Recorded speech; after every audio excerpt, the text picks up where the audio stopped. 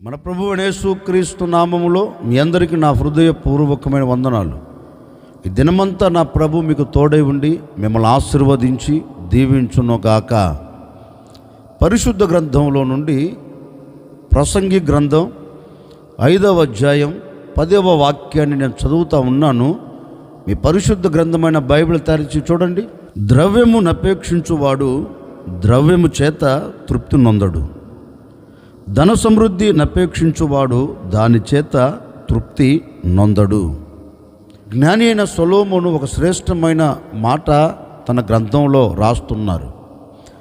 ఈ జ్ఞాని అయిన సొలొమోను అంటారు, ద్రవ్యము చేత ఒక వ్యక్తి తృప్తి నొందడు, ధనము చేత ఒక వ్యక్తి తృప్తి నొందడు.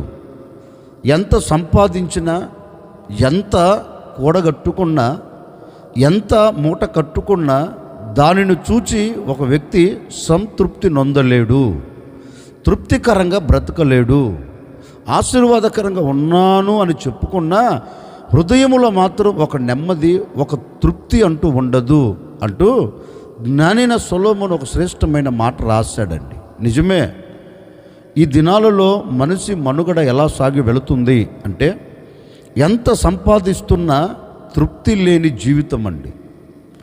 కోట్లు కోట్లు ఇంట్లో ఉన్న, నోట్లు ఇంట్లో దాచిపెట్టినా ఏమైనా నెమ్మదికరంగా బ్రతుకుతున్నారా, తృప్తికరంగా సాగి వెళుతున్నారా అంటే తృప్తి లేని జీవితం అండి. ఈరోజు కొంచెం సంపాదించిన వాడు మరుసటి రోజు మరింత సంపాదించాలి అనుకుంటున్న రోజులు.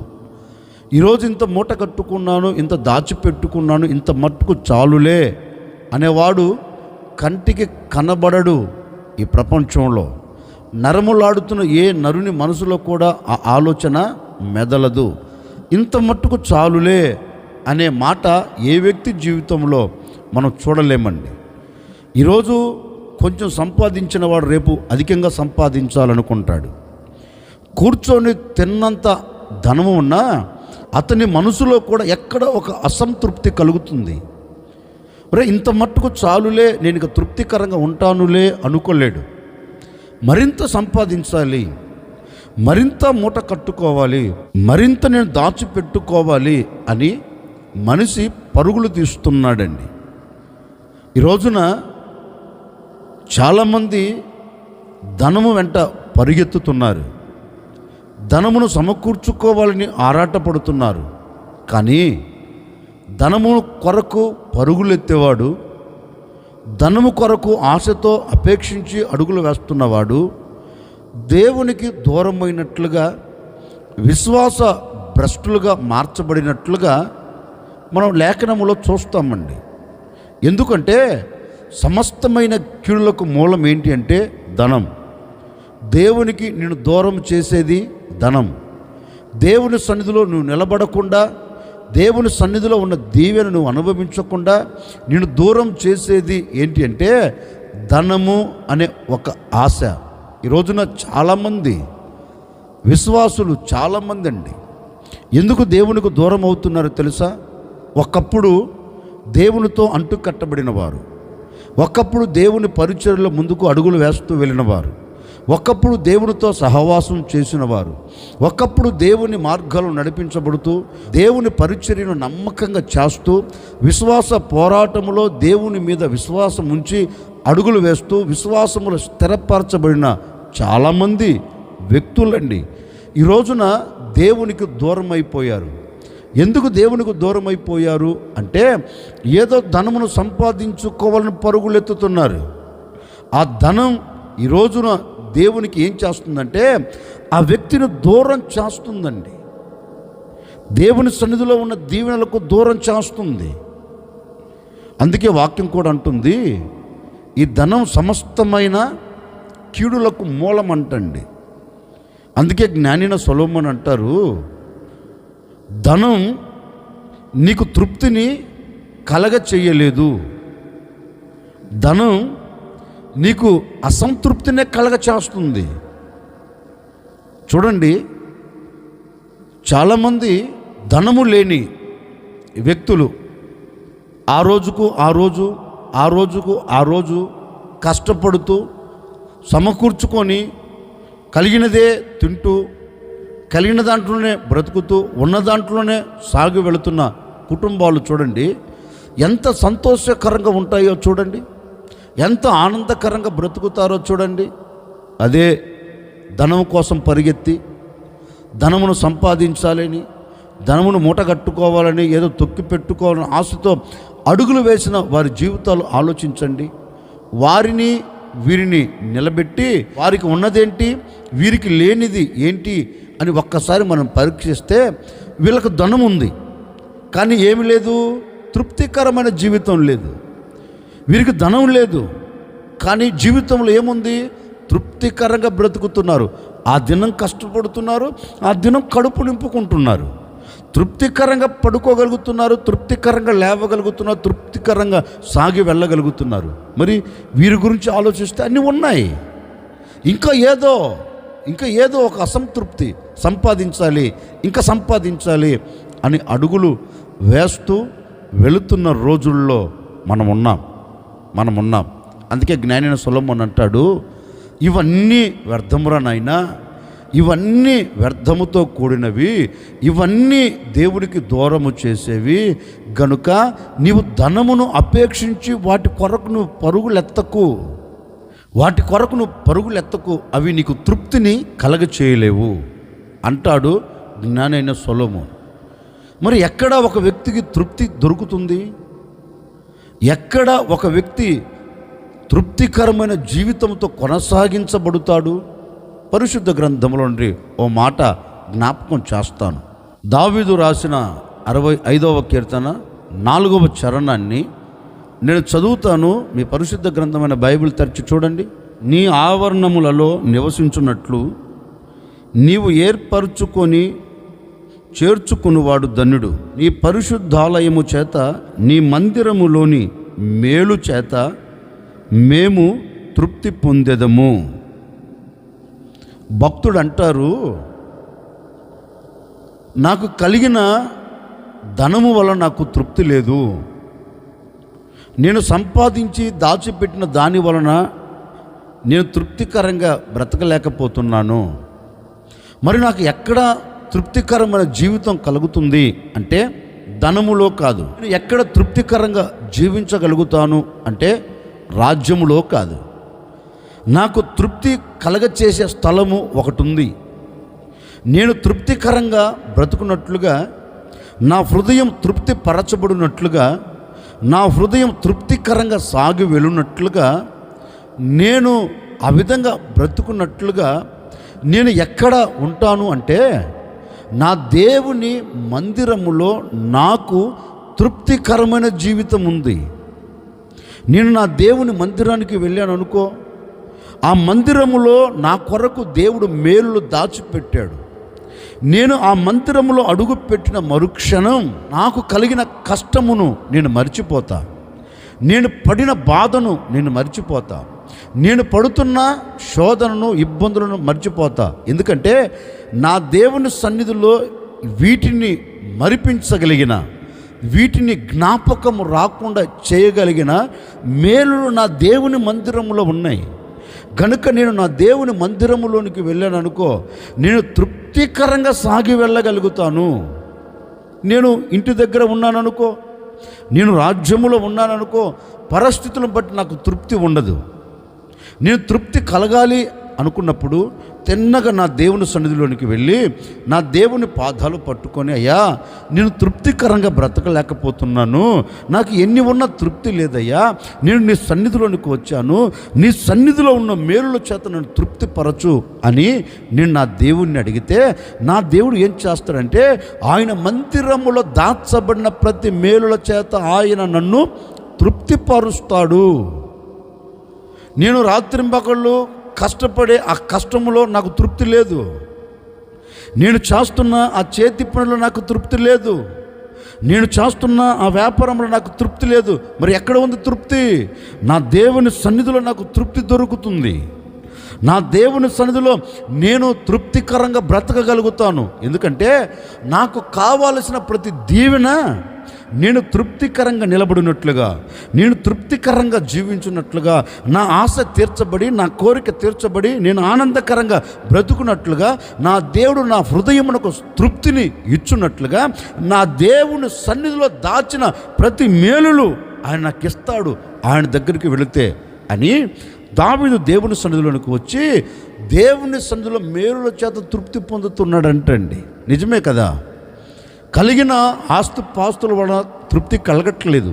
మరి ఎక్కడ ఒక వ్యక్తికి తృప్తి కలుగుతుంది అంటే దేవుని మందిరములో.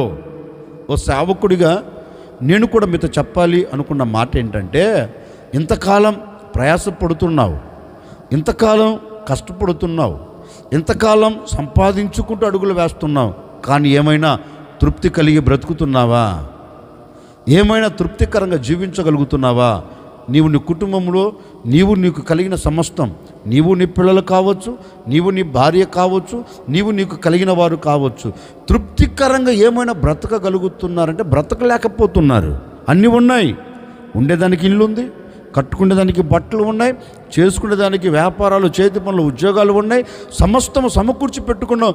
ఏమైనా తృప్తికరంగా బ్రతుకుతున్నావంటే లేదు, తృప్తికరమైన జీవితం లేదు. ఇప్పుడు నీవు తృప్తికరంగా బ్రతకాలి అంటే ఉన్నా లేకున్నా, నీవు తృప్తికరంగా జీవించాలి అంటే ఒకటే, నీవు దేవుని సన్నిధిలోనికి వచ్చి దేవుని పాదాలు పట్టుకొని నీకు కలిగిన కష్టములో దేవుని అడిగావనుకో, అయ్యా నేను ఈ విషయంలో తృప్తికరంగా బ్రతకలేకపోతున్నాను, ఈ విషయంలో నేను తృప్తికరంగా జీవించలేకపోతున్నాను, నేను ఈ విషయంలో తృప్తికరంగా బ్రతకలేకపోతున్నాను, ఈ విషయంలో నేను తృప్తికరంగా జీవించలేకపోతున్నాను, ఒకసారి నన్ను జ్ఞాపకం చేసుకొని నీ మేలుల చేత నన్ను నింపవా అని దేవుని సన్నిధిలోనికి వచ్చి దేవుణ్ణి అడగగలిగితే నీ కష్టంలో నీకు తృప్తిని ఇవ్వగలిగిన దేవుడు, నీ బాధలో నీకు తృప్తిని పంచగలిగిన దేవుడు, నీ నష్టంలో నీకు తృప్తిని ఇవ్వగలిగిన ఏకైక దేవుడు, నీ సమస్యలకు ముగింపును కలగచేసి నీ హృదయమునకు ఆనందాన్ని కలగచేయగలిగిన శక్తి కలిగిన దేవుని సన్నిధిలోనికి వచ్చి నువ్వు అడగగలిగితే ధారాళముగా నా దేవుడు నీ కుటుంబాన్ని తృప్తిపరచబోతూ ఉన్నారు. లేఖనములో చదివితేనండి ఆ తల్లికి ఎంతో కష్టం కలిగింది. మనకు బాగా పరిచయమైన మాటేనండి, మనకు బాగా పరిచయమైన మాటే, సందర్భాన్ని బట్టి నేను మీతో చెప్తున్నాను. ఆ తల్లికి ఎంతో కష్టం కలిగింది, ఎంతో వేదన కలిగింది, ఎంతో ఇబ్బందులు ఇక్కట్లు కలిగాయి. హృదయం నిండా మనోదుఖము గలదై దేవుని సన్నిధిలోనికి వెళ్ళి దేవుని పాదాలు పట్టుకొని ఒకటే అడిగింది, అయ్యా ఒకసారి నా కష్టాన్ని జ్ఞాపకం చేసుకోవా? నా హృదయంలో ఒక తృప్తి లేదు, నేను నవ్వుల పాలవుతూ వచ్చాను, నేను కన్నీరు కారుస్తూ వచ్చాను, తృప్తి లేని బ్రతుకుతో సాగి వెళుతున్నాను, తృప్తి లేని జీవితంతో అడుగులు వేస్తున్నాను, ఒకసారి నన్ను జ్ఞాపకం చేసుకో అని ఆ తల్లి దేవుని పాదాలు పట్టుకొని ఒక చిన్న ప్రార్థన చేసిందండి. ఎక్కడా? దేవుని మందిర ఆవరణములు అడుగుపెట్టి, దేవుని సన్నిధిలో అడుగుపెట్టి, ఆకాశం వైపు కన్నులెత్తి దేవుని అడగటం ప్రారంభించింది. దేవుడు ఏం చేశాడు? ఆమెను అలాగనే మరలా వెనకకు పంపాడా? వాక్యం అంటుంది, ఏ వ్యక్తి మందిరంలో అడుగు పెడతాడో ఆ వ్యక్తి మందిరపు దీవెనలతో తృప్తిపరచబడుతాడంటండి. మందిరంలో దాచబడిన ప్రతి మేలుల చేత ఆ వ్యక్తి తృప్తికరంగా సాగి వెళుతాడంటండి. అందుకే ఆ తల్లి దేవుని సన్నిధిలోనికి వెళ్ళి అడిగింది. దేవుడు ఆమెను విడిచిపెట్టకుండా, ఆమెకు దూరం కాకుండా, ఆమె కష్టములో కూడా ఆమె తృప్తికరంగా బ్రతుకున్నట్లుగా, కష్టమును కొట్టివేసి ఆనందాన్ని పంచున్నట్లుగా దేవుడు ఆమె మనవిని విని ఆమె మొరను ఆలకించి ఆమె హృదయములో ఒక తృప్తిని కలగచేశాడండి. లేఖనమంటుంది, ఏడుస్తూ వచ్చిన ఆవిడ, ఏడుస్తూ దేవుని ఆలయంలో అడుగుపెట్టిన ఆ తల్లి వెళ్ళేటప్పుడు ఎలా వెళ్ళింది తెలుసండి? తృప్తికరమైన జీవితంతో తిరిగి వెళ్ళింది. వచ్చేటప్పుడు అసంతృప్తి, వచ్చేటప్పుడు ఆవేదన, వచ్చేటప్పుడు అసంతృప్తితో అడుగుపెట్టింది. కానీ వెళ్ళేటప్పుడు ఎలా వెళ్ళింది? తృప్తికరంగా సాగి వెళుతుంది, ఆనందాన్ని చేతబట్టుకుని తిరిగి వెళుతుంది.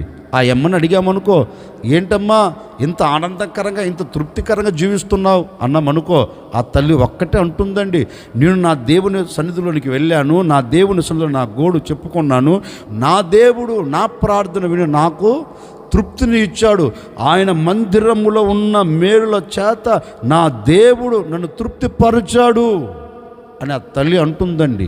నిజమే కదా? ఒకవేళ ఈరోజు నీకు ఏ వేదన కలిగిందో, ఏ వేదన కలుగుతూ తృప్తికరంగా నిలబడలేకపోయావేమో, ఒకవేళ నీ కుటుంబానికి తృప్తికరమైన బ్రతుకు లేకుండా పోయిందేమో, ఎంత కష్టపడుతున్నా, ఎంత శ్రమ పడుతున్నా, ఎన్ని బాధలు పడుతున్నా సంతోషం, సమాధానం, తృప్తికరమైన బ్రతుకు లేక ఈనాటి వరకు కన్నీరు కారుస్తున్నావేమో, ఈ ఉదయకాల సమయంలో ఒకే ఒక చిన్న నిర్ణయం, దేవుని సన్నిధిలోనికి వెళ్ళి దేవుణ్ణి అడిగి, అయ్యా నాకు నీ సన్నిధిలో దాచబడిన మేలుల చేతను తృప్తిపరచు అని అడగగలిగితేనండి, ఎక్కడ ప్రపంచంలో దొరకని తృప్తికరమైన జీవితం, సంపాదించిన డబ్బులు లేని తృప్తికరమైన బ్రతుకు, దాచిపెట్టుకున్న ధనములో లేని తృప్తికరమైన బ్రతుకు నా దేవుని ఆలయములో దేవుడు దాచిపెట్టాడు. నా దేవుని ఆలయములో నిలిచి ఉంది. ఆ ఆలయంలో ఏ వ్యక్తి అయితే అడుగు పెడుతాడో తప్పక ఆ వ్యక్తి సమృద్ధిని చాతబట్టి బ్రతకగలుగుతాడు, సమృద్ధిని పొందుకొని తిరిగి వెళ్ళగలుగుతాడు. ఈ ఉదయకాల సమయంలో ఒక సేవకుడిగా కోరుకుంటున్నానండి, ఈ దినము నుండి నీకు ఏ కష్టం కలిగినా, ఏ బాధ కలిగినా, ఏ ఇబ్బందులు కలిగినా, ఎలాంటి శ్రమలు కలిగినా, ఎలాంటి కన్నీరు కలిగినా, నీకు తృప్తి లేక ఆవేదన చెందుతున్నా, నువ్వు దేవుని మందిరంలో కొంచెం మొరపెట్టి చూడండి, దేవుని మందిరంలో అడుగుపెట్టి చూడండి. ఆయన మందిరంలో అడుగుపెట్టిన మరుక్షణమే ఆయన నిన్ను తృప్తిపరచబోతూ ఉన్నాడు. ఆయన నీకు తృప్తికరమైన జీవితమును కలగచేయబోతున్నారు. మేలుల చేత నిన్ను తృప్తిపరచబోతూ ఉన్నారు. ఈ దినము నుండి మీరు తృప్తికరంగా సాగి వెళ్ళుదురుగాక. అన్ని విషయాల్లో నీ చేతింపులో నీకు తృప్తిని కలగచేయబోతున్నాడు. నీ వ్యాపారంలో నీకు తృప్తి కలగబోతుంది. నీ ఉద్యోగంలో నీకు తృప్తి కలగబోతుంది. నీవు నీ పిల్లలను చూసినప్పుడు తృప్తికరంగా ఉండబోతూ ఉన్నావు. నీవు, నీ కుటుంబం, నీవు, నీ పిల్లలు, నీకు కలిగిన సమస్తం తృప్తికరంగా ఈ దినము నుండి మీరు బ్రతుకుదురుగాక. ఆశ్చర్యకరుడా, మీకు స్తోత్రాలు చెల్లిస్తూ ఉన్నాం. ఇప్పటి వరకు నీ సన్నిధిని మాతో కూడా నిలబెట్టారు, అందును బట్టి మీకు స్తోత్రం. నిజమే నాయనా, ఎంత సంపాదించుకున్న ధనము మాకు తృప్తిని కలగచేయదు. నీ మందిరములో ఉన్న మేలుల చేత మాత్రమే తృప్తి పరచబడుతామని మీ లేఖనాలు సెలవిచ్చినట్లుగా ఎందరైతే ఈ దినం నీ మందిరములో చేరి, అయ్యా నీ మందిరపు మేలుల చేత తృప్తి పరచబడాలి, తృప్తి పొందాలి అని కోరుకున్నారో ప్రతి ఒక్కరికి ఇక మీదట నీ మందిరపు మేలుల చేత ప్రతి వారు తృప్తి పరచబడుదురుగాక తండ్రి. అట్టి కార్యం బిడ్డల పట్ల మీరు జరిగించి మీ ఘనమైన నామమునకు మహిమ తెచ్చుకోండి. ఈ దినమంతా చేస్తున్న వ్యాపారం, చేస్తున్న చేతి పని, చేస్తున్న ఉద్యోగం, బిడ్డలు ఎక్కడ అడుగు పెడుతున్నా అక్కడ తృప్తి కలుగునట్లుగా మీరు సహాయం చేయమని యేసు నామములు అడిగి వేడుకొనుచున్నాము తండ్రి, ఆమెన్. ఈ దినమంతా మీరు ఎక్కడికి వెళుతున్నా నా దేవుడు మీకు తృప్తినిచ్చి ఆనందము చేత మిమ్మల్ని నడిపించును గాక.